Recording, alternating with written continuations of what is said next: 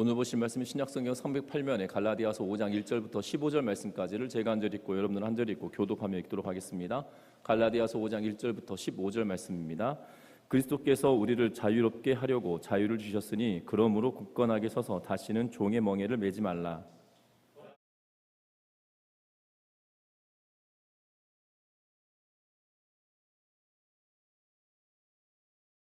내가 할례를 받는 각 사람에게 다시 증언하노니 그는 율법 전체를 행할 의무를 가진 자라.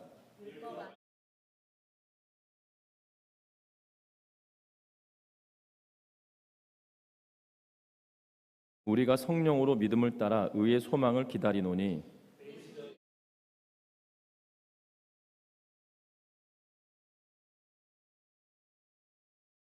너희가 다름질을 잘 하더니 누가 너희를 막아 진리를 순종하지 못하게 하더냐.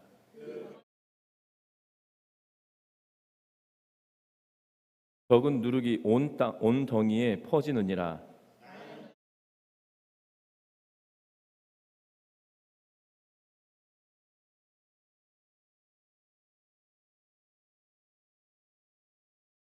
형제들아, 내가 지금까지 할례를 전한다면 어찌하여 지금까지 박해를 받으리요? 그리하였으면 십자가의 걸림돌이 제거되었으리니.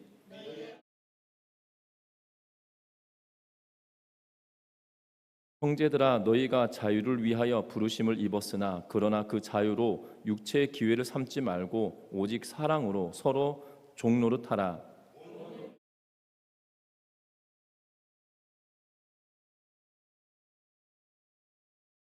같이 읽습니다. 만일 서로 물고 먹으면 피차 멸망할까 조심하라. 아멘. 우리 서로 인사 나누고 말씀 나눕니다. 사랑하고 축복합니다. 반전이 없는 인생은 없다라고 말합니다. 특별히 조관일 박사는 자신의 책이었던 비서처럼 하라라고 하는 책에서 이런 문구를 쓰고 있는데요. 고통 총량 불변의 법칙이다라고 이야기하고 있는 것을 보게 됩니다. 이 말은 뭐냐면 한 사람이 평생을 경험하는 동안에 고통의 총량은 변하지 않는다라는 것이지요. 그래서 젊어서 어려움을 많이 경험한 분들은 인생 후반부에 삶의 보람과 가치를 만끽하는 경우가 있고, 반면에 젊어서 별다른 고생 없이 살아온 사람들은 인생 후반부에 견디기 어려울 정도의 고통을 겪게 되는 그러한 모습들도 보게 되어집니다. 그래서 반전 없는 인생이 없다라고 이야기하며 고통 총량 불변의 법칙이다라고 말하고 있는 것을 보게 됩니다. 여러분들, 우리의 인생은 반전이 없다라면 이 재미가 영화 속에는 영화는 재미를 위해서 반전을 두고 있는 것을 보게 됩니다. 어려움 속에 있는 주인공이 힘든 순간에 이것을 다 이겨내는 그러한 모습을 보게 되죠. 우리 인생에도 반전이 있다라는 사실입니다. 그래서 이 반전이 우리의 삶에 어떻게 보면 재미를 주기도 하고 있는 것을 보게 됩니다. 그런데 이 반전이 이루어지기 전에 좀 고통스럽고 힘들고 어려울 뿐이다라는 사실이죠. 우리가 코로나19라고 하는 이 엄중한 시기를 보내면서 우리가 참으로 두렵고 막막했던 때였던 것들을 보게 됩니다. 이 국가에서는 교회가 예배할 수 없게 만든다기보다 이 사람들에게 이 초반부에는 이 감염률이 높을 뿐만 아니라 치명률, 다시 말하면 감염이 되었을 때 이 사람이 갑자기 돌아가시는 그러한 경우들이 너무 높아서 이 퍼센테이지로 보면 너무 높기 때문에 주의하게 했던 일들을 보게 되죠. 제가 알고 있는 이 전주 시내 안에 있는 목사님도 코로나 때문에 60이 조금 더 되셨는데 돌아가신 목사님도 계신 것을 보게 됩니다. 참으로 안타까운 일이죠. 그만큼이나 엄중했던 시기가 있습니다. 그래서 이 시기가 계속 이렇게 된다라면 어떻게 될까라고 하는 염려들도 있었던 것을 보게 되죠. 그런데 이 코로나 시기가 다 지나가고 나서 돌이켜보면 이 코로나 시기가 때로는 우리들에게 나쁜 것만을 주었던 것이 아니라 우리로 하여금 새로운 것들을 열어갈 수 있도록 만들었다라는 사실이죠. 그래서 이 어려움이 어려움으로만 그치는 것이 아니라 새로운 길을 이뤄내고 새로운 길을 만들어주고 있는 그러한 모습을 보게 됩니다. 인생은 그런 것 같습니다. 제가 어렸을 때 이 시냇가에서 이 도랑을 파가지고 물을 한쪽으로 옮겨냅니다. 그러면 물이 이렇게 오거든요. 그러면 그 도랑을 또 딱 막으면 또 다른 곳으로 물이 넘쳐서 흘러서 또 다른 물길을 만들어 가는 것처럼 우리의 인생도 그러한 것 같습니다. 우리의 물길 앞에 어려움의 문제가 딱 막아놓고 있으면 그걸로 인하여 인생이 흘러가는 것이 멈춰진 것이 아니라 다른 길을 통하여 새로운 길을 개척해 나가게 되어지는 그러한 모습을 보게 된다는 거죠. 뿐만 아닙니다. 우리의 신앙도 마찬가지입니다. 우리의 신앙의 여정에 우리가 막힌 것처럼 여겨지고 답답한 것처럼 여겨지고 되지 않은 것처럼 여겨지는 순간이 있다 할지라도 하나님은 그것을 통하여 놀라운 역사를 이루어내고 계시다라는 사실이라는 거예요. 특별히 바울 사도의 인생을 통해서 보면 그렇습니다.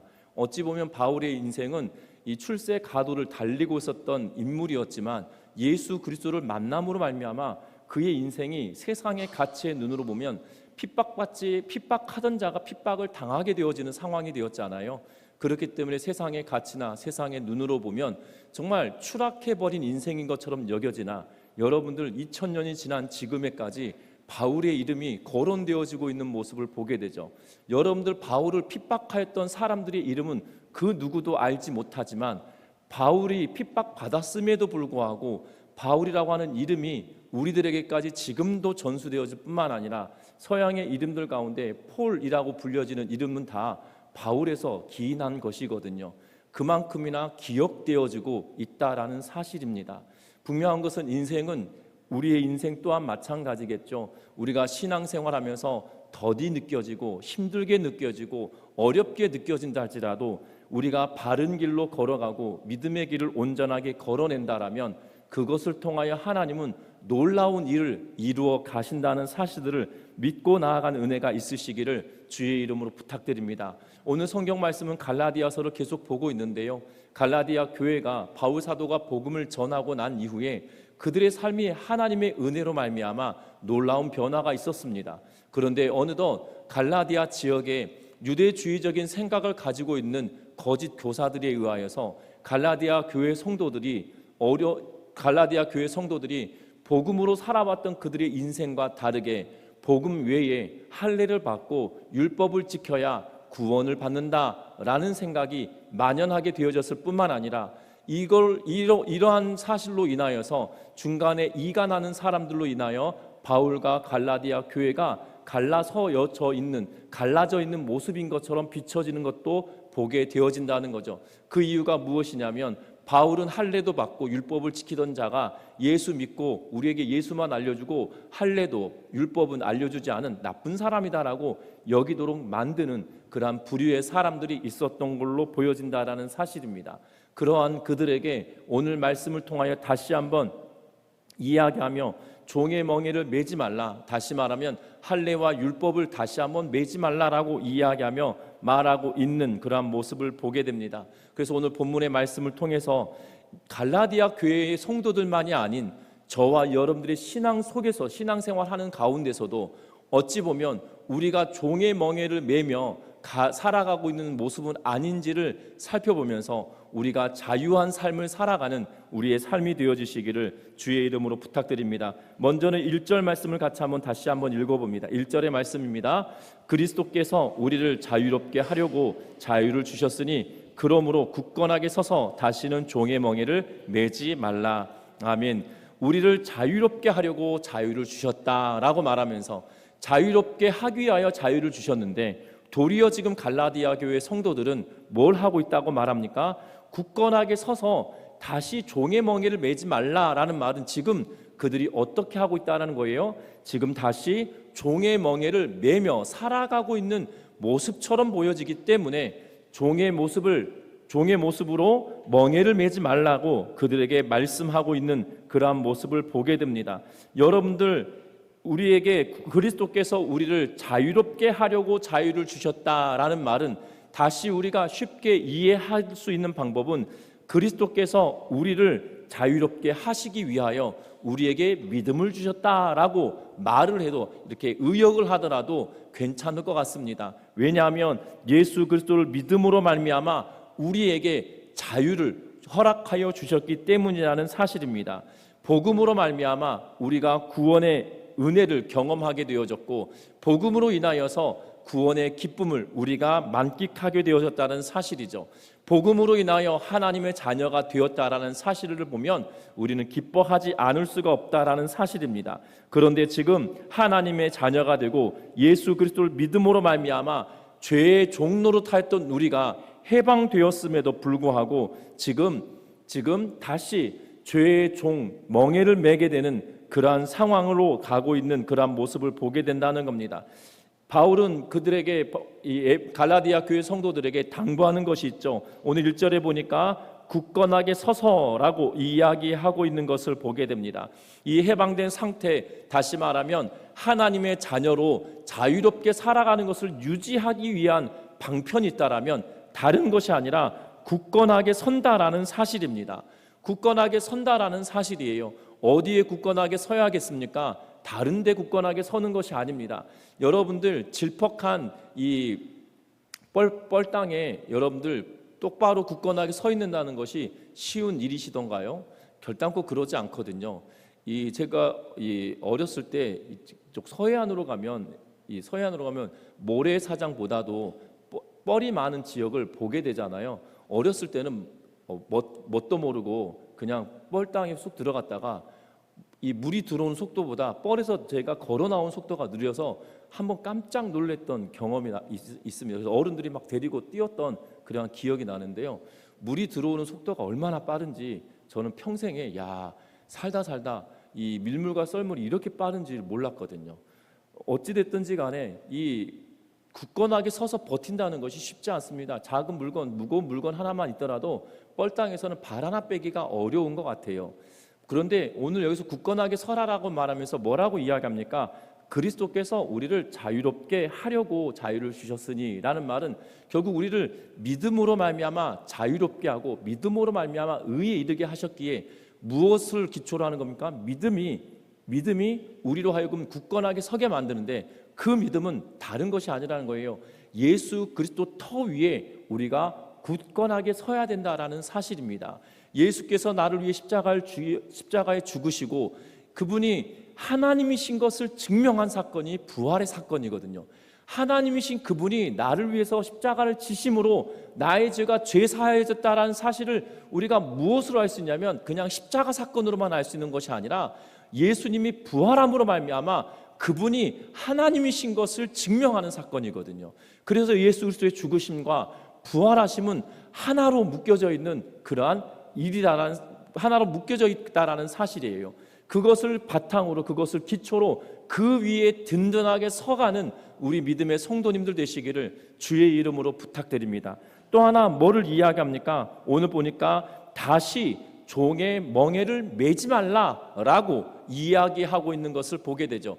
여기서는 가까운 의미로는 무엇을 이야기하면 죄의 종로를 타지 말라라고 말할 수 있겠지만 더 큰 의미로 오늘 문맥상으로 따져본다라면 무엇을 의미하고 있냐면 지금 할례와 율법 행함에 대한 이야기를 하고 있는 것을 보게 되죠. 그래서 2절에 넘어가면 뭐라고 이야기하냐면 보라 나 바울은 너희에게 말하노니 너희가 만일 할례를 받으면 그리스도께서 너희에게 아무 유익이 없으리라 라고 말하고 있는 것을 보게 되죠. 여러분들 지금 갈라디아 교회 성도들은 유대인이 아닌 이들이 많이 있기 때문에 그들에게 할례를 행함은 이방인에게 예수 그리스도를 믿고 구원에 이른다라고 말하였지만 유대적인 생각을 가지고 왔던 거짓 교사들은 그것이 다가 아니야.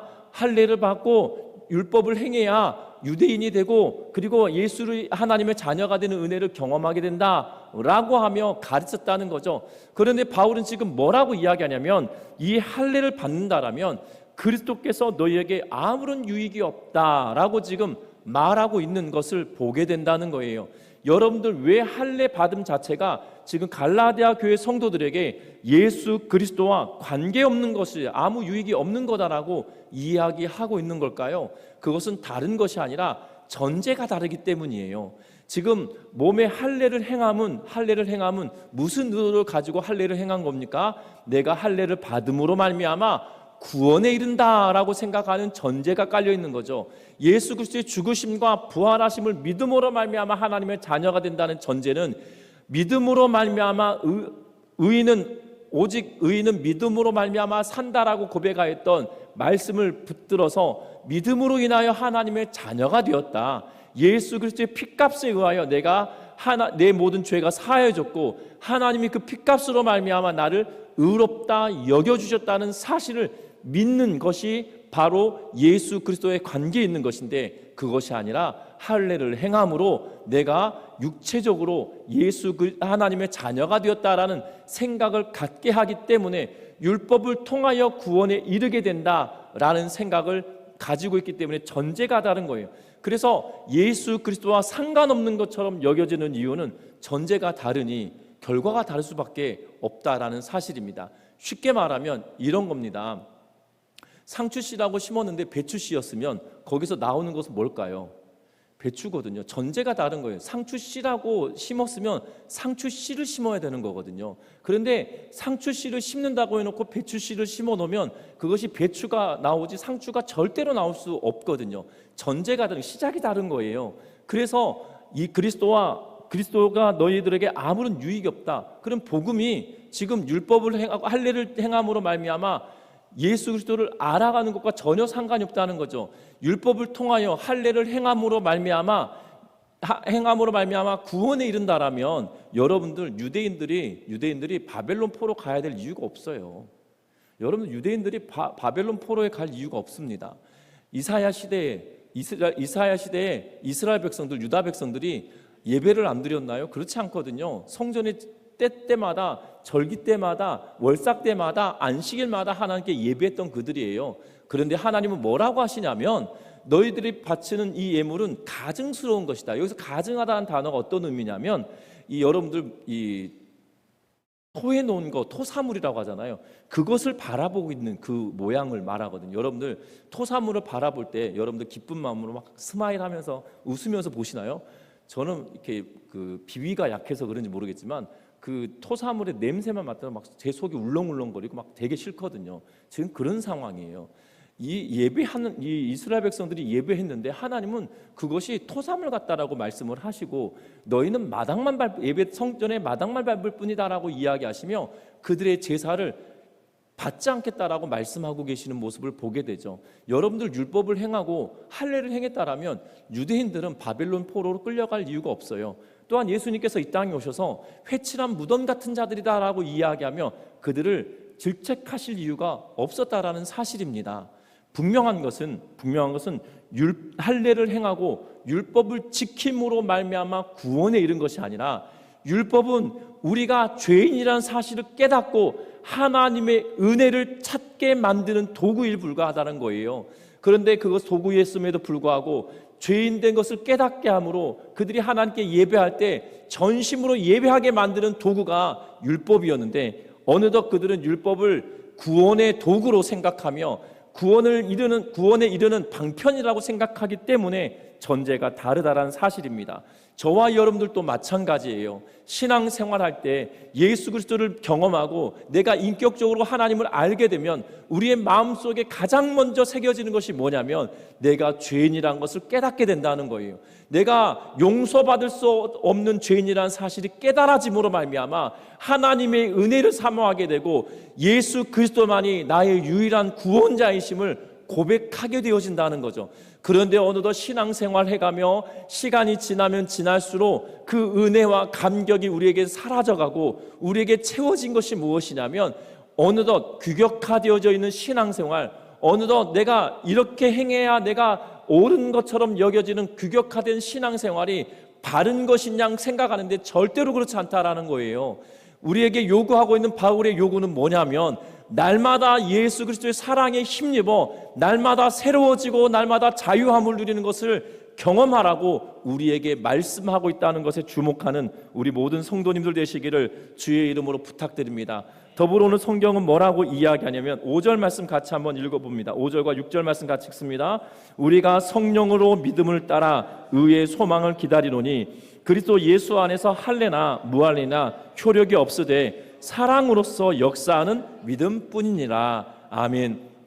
우리에게 자유를 주시는 것은 예수 그리스도 믿음으로 말미암아 구원에 이르는 것이다라고 말씀을 드렸어요. 그런데 우리에게 또 뭐라고 이야기합니까?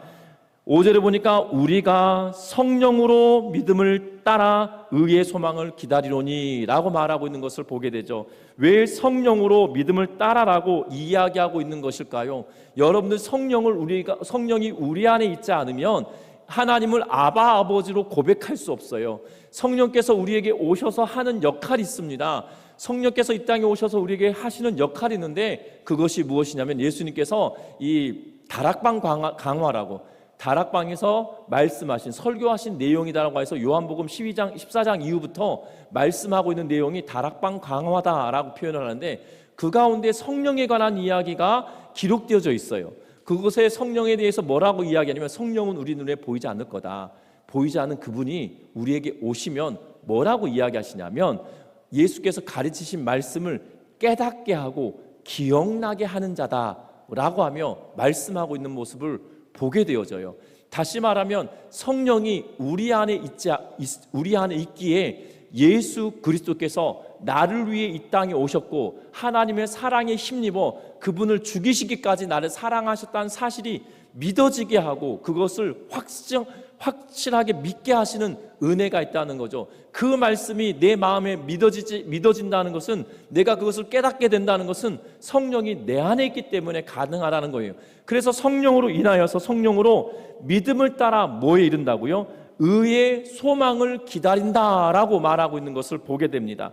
여러분들 저와 여러분들 기억할 것은 종의 멍에를 매지 아니하도록 말씀 예수 그리스도 위에 굳건히 서야 될 뿐만 아니라 성령으로 인하여서 우리가 믿음을 가졌기에 우리가 바라봐야 될 것이 있다라면 다른 것이 아니라 의의 소망을 기다리는 것이다 라고 지금 이야기하고 있다라는 거죠. 지금 갈라디아 교회 성도들에게 필요한 것은 할례를 받는 것이 아니다, 율법을 행하는 것이 그들에게 중요한 것이 아니다라고 말하며 성령을 의지하여 주께 대한 신실함을 간직하는 것이고 또한 의의 소망을 품고 믿음으로 끝까지 그 길을 걸어내는 것이다라고 말하고 있는 것을 보게 되죠. 그래서 6절이 이렇게 말합니다. 그리스도 예수 안에서는 할례나 무할례나 효력이 없다라고 말하고 있는 것을 보게 되어져요. 여러분들 믿음으로 말미암아 의롭다 여겨졌습니다. 아브라함이 할례를 받기 이전에 그로 하여금 의롭다 여겨주셨어요. 그리고 의롭다 여김을 받고 난 이후에 그가 할례를 받음을 성경 구약은 창세기는 분명하게 이야기하고 있거든요. 그러면 여러분들 구원에 이르는 길에 할례라고 하는 것이 꼭 필요한 건가요? 의미가 있는 건가요? 없는 건가요? 꼭 필요한 것이 아니거든요. 의미가 있는 것이 아니거든요. 의미가 있는 거였으면 이랬을 거예요. 하나님께서 아브라함아 너 할례 받아라. 그리고 너희 집안에 있는 모든 사람을 할례 시켜라. 그래야 내가 너를 의롭다 여겨줄게 라는 말씀이 있어야 되거든요. 그런데 그 말씀이 있지 않아요. 믿으니 의롭다 여기시고 라고 표현하고 있는 걸 보게 되고 그 후에야 비로소 모든 아브라함의 후손과 그 집안에 있던 모든 사람들이 할례를 받게 되어지는 그러한 모습을 보게 되어진다는 겁니다. 뿐만 아닙니다. 여러분들 할례가 반드시 필요한 것이었다라면 모세가 율법을 받고 할례를 이스라엘 백성들이 했어야 될 것 아니겠습니까? 그렇지 않겠습니까? 모세가 율법을 받았고 이 할례라고 하는 것이 법적으로 지켜야 될 것이 율법에 기록되어져 있으니까 할례를 행하는 것이 마땅한 일 아니었겠습니까? 그런데 여러분들 광야길을 걸을 때 이스라엘 백성들이 할례를 했을까요? 안 했을까요? 이렇게 물어보면 안 했을 것 같은데요? 했을 것 같은데요? 궁금하시죠? 여러분들 이스라엘 백성들이 여호수아와 더불어 요단강을 건너서 길갈에 딱 도착했을 때 여리고성 앞에 있는 길갈에 도착했을 때 그곳에서 그 땅에서 나온 소산물을 먹고 나서 만나가 그치고 그들이 했던 일이 뭐냐면 할례를 행해요. 그곳에서 할례를 행하거든요. 지금 전쟁을 앞두고 지금 적의 턱 밑에서 할례를 행하고 있는 모습을 보게 됩니다. 여러분들 본문 잘 살펴보면 마치 이스라엘 전 국민이 할례라고 하는 것이 율법을 뭐라고 하냐면 8일 만에 할례를 받게 하고 있는 것을 보게 되거든요. 8일 만에 할례를 받게 하고 있는 걸 보게 됩니다. 그러면 태어나서 8일 된 자들에게 할례를 행한 것처럼 성경을 기록하고 있지 않고, 오히려 본문을 읽다 보면 이스라엘의 모든 남성이 할례를 받은 것 같다라는 느낌이 들어요. 왜냐하면 지금 여리고성 터 앞에서 지금 할례를 행함으로 여리고성 사람들이 이스라엘 백성들을 치러 오면 영락없이 다 죽음을 당하는 거거든요. 여러분들 잘 생각해 보십시오. 여러분 잘 생각해 보시면 야곱이 그의 딸 디나가 강간당하고 난 이후에 세겜의 사람들에게 뭐라고 이야기합니까? 하몰의 후손들 세겜 사람들에게 뭐라고 이야기합니까? 할례를 받으면 우리가 그 딸을 너에게 결혼을 시켜줄게 라고 이야기하고, 그들이 가장 고통스러울 때에 딱 두 아들이 가서 그 세겜 사람들을 도륙하잖아요. 세겜 사람들 도륙하잖아요. 둘이 그 일들을 하고 있는 걸 보게 되죠. 그런데 둘과 더불어 함께 있었던 사람들이 있을 걸로 추정이 되어지지만 성경은 그 둘이 행했다라고 성경은 말하고 있기 때문에 분명한 것은 이 전쟁터 앞에 코앞에서 지금 할례를 행함은 불가능한 일이겠죠. 그러면 할례가 중요한 일이었다라면 모세는 이스라엘 백성들이 광야길을 걸을 때 할례를 행하는 이 일이 분명히 있었어야 되겠지만, 요단강을 건너고 여호수아 시대에 길갈에서 할례를 행하게 하고 있는 모습을 보게 되죠. 여러분들 할례를 받느냐 할례를 받지 않았느냐, 이것이 중요한 것이 아니에요. 중요한 것은 내 안에 믿음으로 인하여 하나님의 은혜를 보고 있느냐 보고 있지 않느냐, 이것이 중요한 것이거든요. 내 안에 예수 그리스도가 나를 위해 십자가에 죽으셨고 그것을 믿음으로 말미암아 하나님께서 나를 의롭다 여겨주셨다라는 사실들이 확실히 믿어지느냐 그렇지 않느냐가 더 중요하다는 사실이에요. 저와 여러분들이 내 마음에 예수 그리스도께서 나를 위해 십자가를 지셨고 내가 그것을 믿음으로 말미암아 하나님의 자녀가 되었다는 사실들이 믿어지시는 은혜가 있기를 주의 이름으로 부탁드립니다. 그것이야말로 우리에게 필요한데, 왜 필요하냐면 7절 말씀 같이 한번 읽어볼게요. 너희가 다름질을 잘하더니 누가 너희를 막아 진리를 순종하지 못하게 하더냐. 여러분들 이 굳건한 믿음이 필요한데요. 왜 굳건한 믿음이 필요하냐면 지금 갈라디아 교회 성도들에게 열심히 달리기를 하고 있었다는 거예요. 열심히 잘 뛰고 있었는데 갑작스럽게 길을 딱 막아선 자들이 있었다는 거예요. 그리고 그들이 뭐라고 이야기하냐면 그들이 말함으로 말미암아 길을 딱 막아놓고 진리를 순종하지 못하도록 만들었다라고 지금 바울이 이야기하고 있는 것을 보게 된다는 거죠. 여러분들 기억할 것은 내 안에 예수 그리스도로 말미암아 하나님의 자녀가 되었고, 그 자녀가 된 은혜로 말미암아 하나님의 사랑을 경험하고 하나님의 은혜를 경험하고 그 하나님의 사랑에 힘입어서 내가 그 하나님께 그 사랑을 갚기 위한 내 삶을 온전하게 내어 맡기고 살아가는 데 집중해야 되는데, 그 다름질을 잘 하다가 지금 할례와 율법을 해야만 한다고 한 자들이 딱 마감으로 말미암아 진리를 순종하지 못하게 되었다라고 말하고 있는 그러한 모습을 보게 된다는 겁니다. 여러분들 진리에 순종을 하는 믿음의 삶을 살아가는 은혜가 있기를 주의 이름으로 부탁드립니다. 그러면서 12절에 뭐라고 이야기하냐면 너희를 어지럽게 하는 자들은 스스로 베어버리기를 원하노라. 다시 말하면 너희들의 삶 속에서 그들의 가르침을 끊어내라 라고 지금 이야기하며 11절 하반절에 십자가의 걸림돌이 제거되었으리니 라고 이야기하면서 할례를 전한다면 바울 사도가 박해받을 일이 없었을 거라는 거예요. 그런데 바울 사도는 끊임없이 박해를 받았다는 거죠. 할례를 행하는 것이 중요한 것이 아니라 그것이 박해받지 않기 위하여 할례를 행하는 것이 박해받지 않도록 만들었을 것인데 그것이 옳은 것이 아니었다는 거죠. 도리어 그것은 우리를 어지럽게 만드는 것이기에 그것을 끊어내고 잘라버리고 베어내버리라라고 이야기하며 말하고 있는 것을 보게 됩니다. 저와 여러분들이 자유함을 누리고 또한 의에 힘입어 살아가는 자들, 믿음으로 살아가는 자들은 그러면 우리의 삶은 어떻게 되어야 되느냐? 할례를 받고 율법을 지키는 데 열심을 내는 것이 아니라 13절 말씀에 보니까 같이 읽어봅니다. 형제들아 너희가 자유를 위하여 부르심을 입었으나 그러나 그 자유로 육체의 기회를 삼지 말고 오직 사랑으로 서로 종노릇하라. 14절도 읽습니다. 온 율법은 내 이웃을 사랑하기를 내 자신같이 하라 하신 말씀에서 이루어졌나니 만일 서로 물고 먹으면 피차 멸망할까 조심하라. 지금 바울이 뭐라고 이야기합니까? 1절에서도 자유에 대해서 이야기했다라면 13절에서도 자유에 대해서 이야기하죠. 1절의 자유에 대해서 이야기한 것은 구원받음에 대한 것을 이야기했다라면 13절에서 자유를 위하여 부르심을 입었다라고 이야기한 것은 우리가 믿음을 가지고 선한 사업을 하며 선한 길을 걸어가기를 원하는 마음으로 우리에게 자유를 주셨다라고 말하면서 우리에게 구원을 주신 이유는 우리가 육체의 기회를 삼으며 살아가는 것이 아니라 예수 그리스도의 사랑에 힘입어서 그 사랑으로 서로 종노릇하라고, 성도들을 서로 섬기며 살아가라고 우리에게 그 믿음을 주신 것이고 사랑을 주신 것이다, 자유를 주신 것이다 라고 말하고 있는 것을 보게 되죠. 그래서 율법을 우리에게 주신 이유에 대하여 14절 말씀에 뭐라고 이야기합니까? 구원받은 백성은 그 율법에 대하여 어떻게 행해야 되느냐? 내가 하나님의 자녀가 되고 믿음을 가진 자이기에 나를 사랑하심 같이 내가 서로 사랑하는 일에 열심을 내는 일, 그것이 율법이다라고 말하며 우리가 어떻게 하나님의 은혜를 갚으며 살아갈 것인지를 생각해보고 하나님의 사랑에 어떻게 반응할 것인지를 기억하며 살아내라고 우리에게 말하며 서로 사랑의 종노릇하라라고 지금 말씀하고 있다라는 사실들을 주목해야 된다는 겁니다.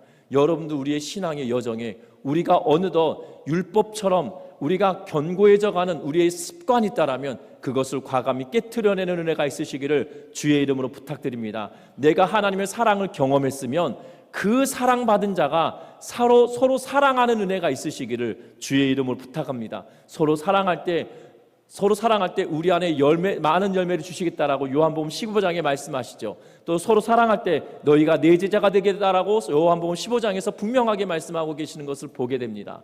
저와 여러분들이 정말 그 믿음의 길을 온전하게 걸어냄으로 말미암아 이 땅에 종의 멍에를 매는 것이 아니라 의의 면류관을 위하여 선한 싸움을 싸우는 믿음의 성도들 되시기를 주의 이름으로 부탁드립니다.